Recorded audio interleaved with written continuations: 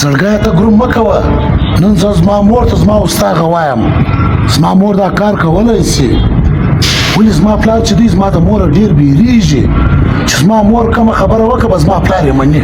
بس نن ورځمه زما مور ته ورته وایم. زما مور زما پلار ته ووایي بس دا کار زغرده کېږي. ته ګروم مه کوه سمه ده.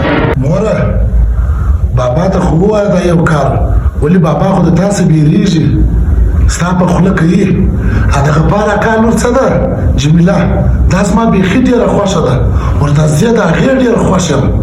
بس ته بابا ته ووایه ورته دا نجلۍ زموږ خوښه ده موږ یې غواړو. دی مو ورته ووایه چې عثمان ماته وویل. ولې بیا ماته ښکنځا کوي ما ویي.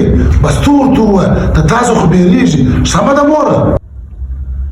سمه ده زویه. وی بابا ته ودرېږه. د اوس زمانې اولاد شو. د پلار له موره څه بیریږي. پلار څنګه له موره څه بیریږي. اوس منډه کړه څنګه منډه ولې اوس